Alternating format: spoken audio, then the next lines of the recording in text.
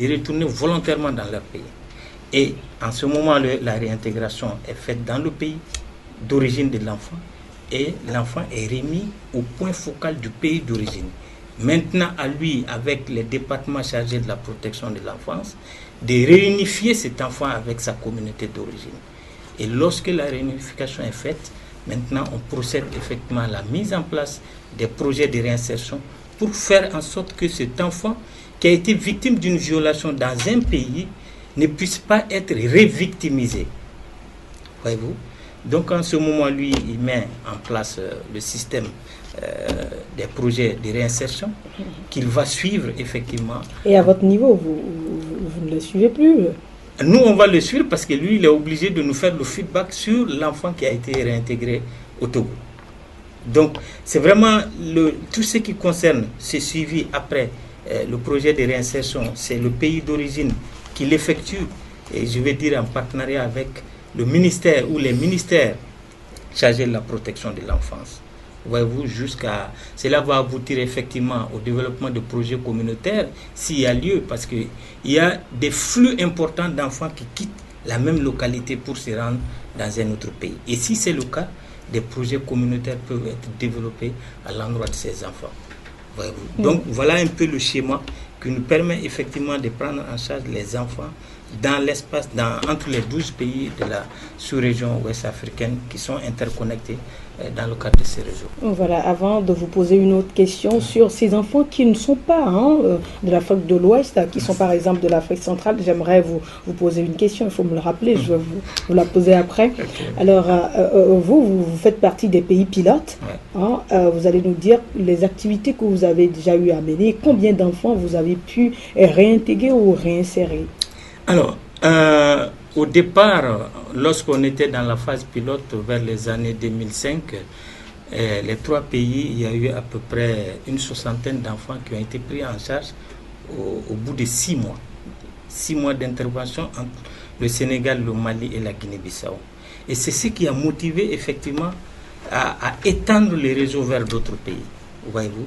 Au jour d'aujourd'hui, le Mali qui est dans ce système, je vais dire, ça tourne autour de 400-500 enfants que nous avons pu réintégrer au-delà du Mali. Voilà. Voyez-vous. Ok. Maintenant, je reviens à ma question. Je ne vais pas l'oublier. Voilà, l'enfant là, cet enfant, prenons l'exemple de cet enfant qui est un enfant ouest-africain, peut-être un enfant togolais ou un enfant malien ou béninois, qui se retrouve en Afrique centrale et vice-versa. Vous comprenez? Un enfant d'Afrique centrale qui se retrouve peut-être au Togo. Exact. Comment est-ce que cela va se faire ou comment est-ce que cela peut se faire, la réintégration?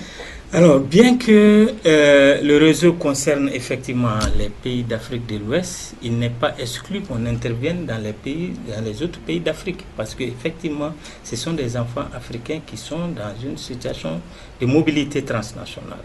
Et ce qui fait que lorsqu'un enfant est identifié, par exemple, venant d'un pays d'Afrique centrale, le réseau n'est pas présent là-bas, nous essayons de voir avec nos partenaires quel pourrait être le partenaire qui peut effectivement nous aider à effectuer cette recherche de famille. Cela n'est pas exclu.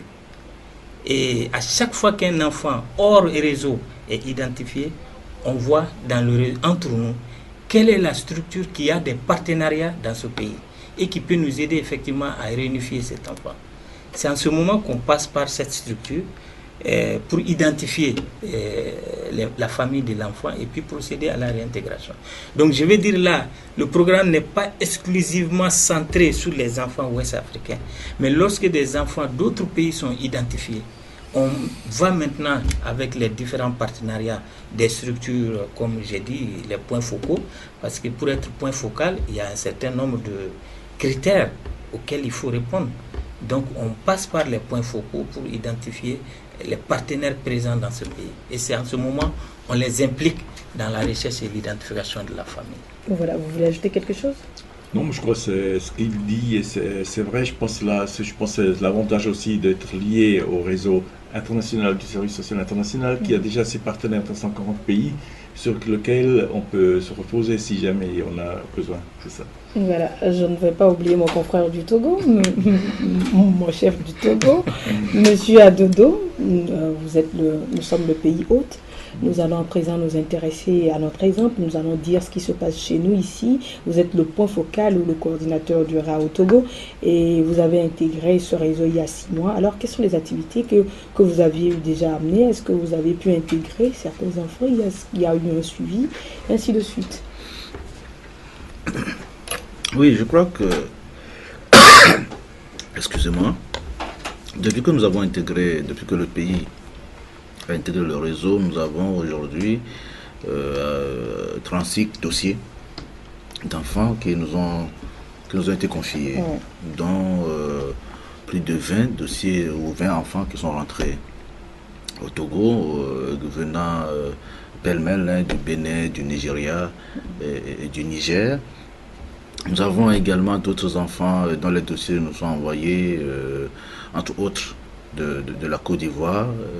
Nous sommes actuellement en train de faire les recherches et évaluations de leur famille. De l'autre côté, nous avons procédé justement au retour des enfants béninois qui étaient donc au Togo. On a réussi à les amener chez eux. Et il y a également d'autres enfants du Bénin et de la Côte d'Ivoire qui sont en attente d'être ramenés dans leur pays pour peu que nos collègues de ces pays-là terminent le processus de recherche et d'évaluation de leur famille. Et donc, c'est-à-dire que en 6 mois, il y a, comme je l'ai dit, il y a déjà 36 dossiers.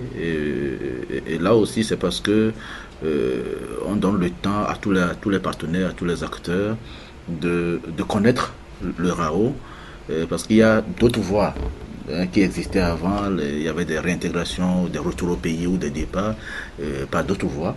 Mais maintenant, il faut que tous les partenaires qui aujourd'hui entendent parler du réseau puissent nous faire part, nous transmettre des dossiers ou nous saisir, et que tout cela justement rentre dans la base de données. Au niveau du RAO. En dehors de cela, nous avons quand même mené pas mal d'activités, à savoir la première activité a consisté d'abord à informer les acteurs, tant étatiques que de la société civile, sur ce que c'est que le RAO, ce que le RAO apporte le plus que le RAO apporte dans la prise en charge des enfants. Ensuite, je l'ai dit tantôt, il y a eu l'appropriation des standards qui ont été développés, parce que c'est les acteurs qui vont mettre en œuvre ces standards-là, et il était surtout question pour nous de faire en sorte que les décideurs entre griffes et les différents acteurs, les premiers acteurs, puissent s'approprier ces standards-là, afin que les acteurs de terrain puissent mettre ces standards en pratique. Et donc on est aussi en phase de sensibilisation. On est en phase de la mise en œuvre des projets de vie d'un certain nombre d'enfants qui sont déjà rentrés, et pour qui on a élaboré des projets de vie. Et donc il y a le processus est bien lancé. Nous sommes en plein dedans. C'est ce que je peux dire pour l'instant. Voilà, je veux comprendre le projet de vie, mais je vais passer par cette question pour vous poser cette question. La méthodologie de la réintégration est donc le fruit du développement commun entre les partenaires locaux en Afrique de l'Ouest et le service social international. Alors, vous voulez bien nous dire comment se fait la prise en charge menant à la réinsertion? Alors, lorsqu'un enfant revient au Togo, alors je prends un exemple très clair, un enfant pour lequel le Bénin, par exemple, nous a saisi, dès qu'on a procédé à la recherche, à l'identification de la famille, on a retrouvé la famille, on procède à l'évaluation de la famille. Il ne suffit pas de se dire, voilà, on a retrouvé la famille, que par conséquent, il faut que l'enfant revienne. Non. Il faut aussi, ici, au niveau pays, savoir pourquoi l'enfant a quitté.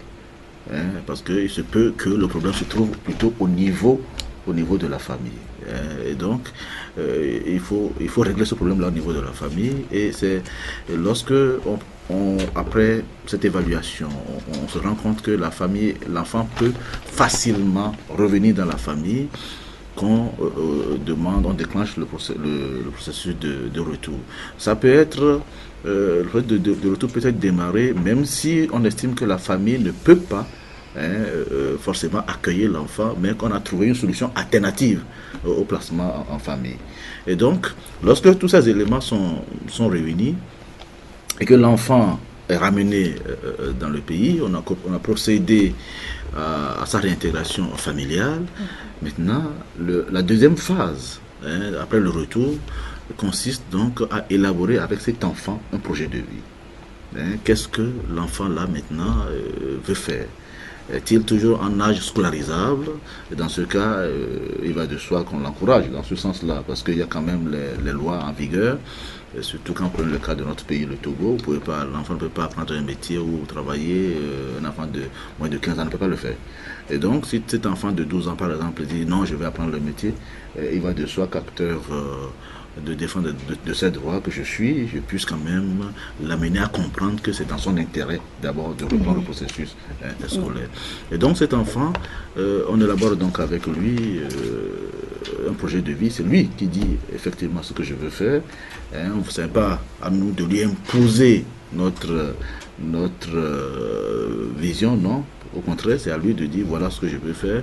Et ensemble avec lui, on essaie d'analyser les avantages et les inconvénients de ce qu'il veut faire jusqu'à ce qu'à la fin on s'entende. Et lorsqu'on s'entend, pas seulement avec l'enfant, mais il y a également tout l'environnement familial, tout ça là qui est impliqué, parce que c'est l'environnement familial, c'est les parents et autres qui vont être avec lui chaque jour, qui font le suivi de ce qu'il a décidé, ainsi de suite. Et donc, lorsqu'on s'entend sur tout cela, on essaie d'évaluer cela et on essaie d'apporter l'aide nécessaire, pas forcément le RAO seul, mais on voit également si peut-être dans l'environnement, au niveau de la communauté, s'il y en a, si on peut trouver même des appuis, on demande, parce que ce n'est pas seulement l'appui financier, non, ce n'est pas seulement ça qu'il faut pour que cet enfant-là puisse réussir sa réintégration familiale. Parce que même si l'enfant est en famille et qu'il est rejeté par la communauté, le problème se pose. Le problème est toujours là. Cet enfant court le risque de repartir. Et donc, c'est tout cet environnement-là qu'on essaie d'assainir et pour permettre à l'enfant de bénéficier véritablement. Et on apporte l'appui. Et puis, au-delà de l'enfant, lorsqu'on se rend compte que la famille elle-même a des difficultés, la famille n'a pas les moyens, et donc on essaie également d'appuyer la famille pour que les autres enfants de la famille aussi bénéficient. C'est pas seulement cet enfant seul, non. Cet enfant, on peut le réintégrer, mais du moment où on n'aide pas la famille, les autres enfants qui sont là peuvent aussi se retrouver dans la situation de départ de cet enfant. Et donc, c'est tout le monde. Et tout à l'heure, mon collègue l'a dit, il est fort possible que dans certains milieux, on se rend compte que le flux migratoire est si important. Donc, on se pose la question de savoir, mais pourquoi les enfants de telle communauté se retrouvent toujours à l'extérieur? Ça veut dire qu'il y a peut-être un problème à régler au niveau de la communauté, et donc c'est là où on parle aussi des projets de type communautaire. Voilà, tout à fait. J'ai encore une petite question. Monsieur Sekna, vous voulez ajouter quelque chose? Non, ce que je voulais ajouter, c'est effectivement que ce processus s'étale sur une durée, parce que de l'identification à la réinsertion de l'enfant, il y a un long moment, et nous faisons en sorte que l'intérêt supérieur de l'enfant soit préservé dans ce processus. C'est très important.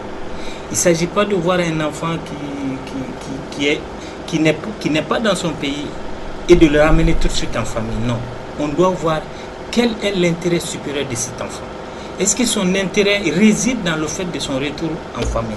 Si tel est le cas, on procède ainsi. Un. De deux, nous faisons en sorte que la vie de cet enfant soit de mise, la participation de l'enfant. Parce que en tant que travailleur social, nous n'avons pas intérêt à prendre toutes les décisions sans l'enfant. C'est ce qui fait que dans tout ce processus-là, la participation de l'enfant est de mise. Donc, c'est deux points que je voulais ajouter. Merci à vous. Hier, dans son discours, je ne dirais pas de bienvenue, monsieur le directeur du service social a laissé entendre que leur appui à ses enfants vise à permettre à ses enfants de créer leur futur. Alors aujourd'hui, puisqu'il est là avec nous sur notre plateau, j'aimerais lui poser cette question: comment cela est possible, ou comment un enfant peut créer son propre futur? Je pense, comme mes collègues l'ont déjà dit, je pense que c'est vraiment l'écoute et la participation de l'enfant à toute décision qu'il comporte, c'est important. Je je pense une des choses qu'il faut voir, que si on a affaire à un enfant, on essaie d'avoir une relation de confiance pour voir de quelle manière,